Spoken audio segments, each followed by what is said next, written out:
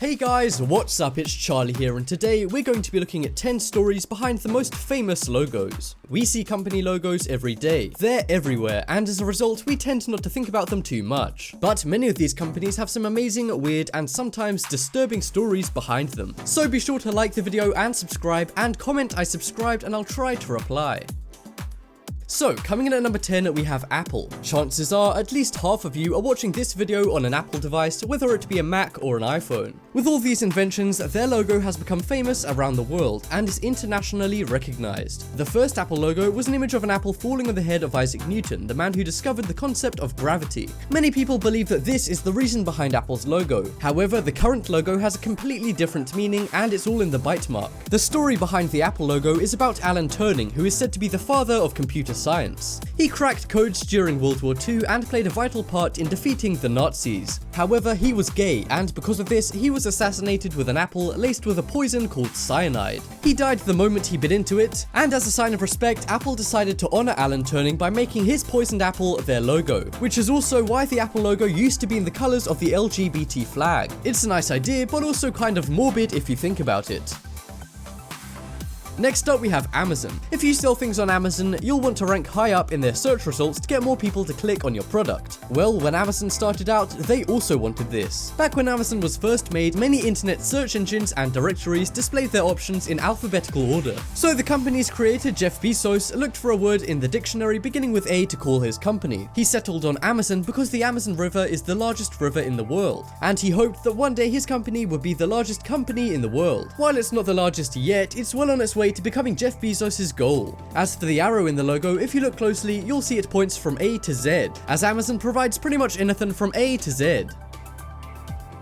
Next up, we have Virgin. While most CEOs are in suits and ties and work in offices in the city, Virgin CEO Richard Branson does things a little differently. You're more likely to see him in a wetsuit than a suit, and he holds any meetings on the beaches of his private island. So you guys get the picture. Richard Branson doesn't do things the traditional way and likes to have a bit of fun in the process, and his company name reflects this. He named the company Virgin because he was a virgin to business. It was his first company, and he ran it out of a church that he used to produce a student newspaper. He wanted people he did business with to know he wasn't a professional and was new and inexperienced. But with a current net worth of over $5 billion, he can't really call himself inexperienced anymore. Next up, we have Ferrari. Ferraris are some of the most desirable cars in the world, with the most expensive car in existence being a 1962 Ferrari 250 GTO, which was sold for an insane $39 million.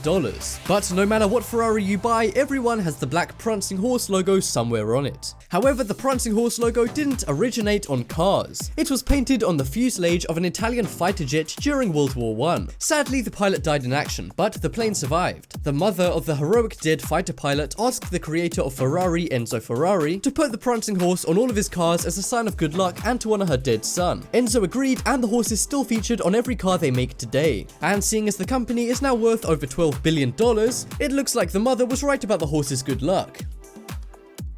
Next up, we have Gillette. Gillette is the largest razor blade company in the world, making 70% of all razor blades produced. The logo looks so simple, you might be wondering how it could have any story to it. But if you look closely at the Gillette logo, you'll see the G and the I have been cut. This is to represent the sharpness and precision of their razor blades. The logo used to be less interesting, but this was apparently said to be too threatening because of its dark colors and bold font. The company is one of the largest in America and sells millions of razor blades all around the world every day, so it's safe to say that this logo change was a good idea. Next up, we have Coca-Cola. Coca-Cola is the world's most popular soft drink, and despite it being one of the most famous logos in existence, there's a lot of misconceptions about it. Many believe that the cocoa part of the logo is to do with cocaine that used to be used in the product. And while the drink did have cocaine as an ingredient back in 1885 when it was made as a medical drink, the coca part of the logo is actually from coca leaves that are used as a vital part of the ingredients. And while a lot of people think that the cola plant of the logo is based on the flavor cola, this isn't true, as the flavor cola was based off Coca-Cola. The cola part of the logo is actually from cola leaves. Cola leaves are actually spelt with a K, but Coca-Cola's founder, John S. Pemberton, changed the K to a C simply to make the name look better. Next up, we have BMW. BMW are known for their luxury and sometimes futuristic cars, but they didn't always just make cars. BMW used to make planes as well back when the company was formed in 1917, and they would put their logo on all of their planes' propellers. If you look carefully, you'll notice that the blue part of the logo is the sky, and the white part is an aeroplane propeller blade spinning around. So there you go, one of the most famous car company logos are actually to do with an airplane. And another reason behind the blue and white color scheme is that it's the colors of the Bavarian flag, which is where the aircraft company who used to make them, called Rapp Motorwerk, was from. Next up we have IKEA. IKEA is a Swedish company famous for furniture, and because it's Swedish, many assume that IKEA is a Swedish word. Well, there's a reason the letters are capitalized. IKEA actually stands for two things. The I and K stand for the first letters of Ingvar Kamprad, the founder of IKEA's name, and the second two letters E and A are the first letters of the village where Ingvar grew up, which was called Elmratted and Gungnard. The logo's origin is simple, reflecting the lifestyle of Ingvar, the founder. He still lives in a small home and only uses IKEA furniture despite being a multi-billionaire. Next up we have MGM. How many times have you been watching a movie and have seen this growling line in your face? While a modern audience may assume that this is a photorealistic animation, the logo was made way back in 1919 when such a thing wasn't possible. The original line was real and was called Leo. It was incredibly tame and stood on two crates while it was filmed for about 20 minutes to get the shot. Newer versions of the logo have been played by about 4 more lines. And in 2012, this image leaked of what many think is the filming of a more modern version of the logo. But the real bizarre thing about the MGM logo is that the lines they use are real, and one of the newer lines they used killed their owner just a few days after filming for the logo.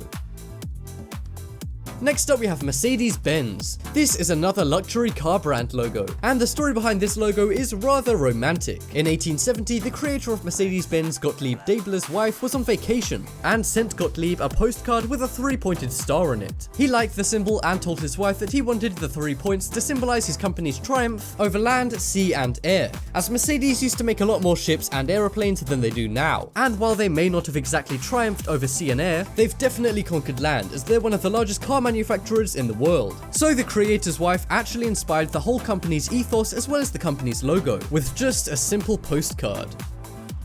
And that just about wraps up this video. Check out the poll in the top right corner and you guys can vote for the most interesting logo backstory. But as always, thanks for watching. Check out some more videos on screen right now. Leave a like if you enjoyed, and if you haven't already, what are you waiting for? Subscribe.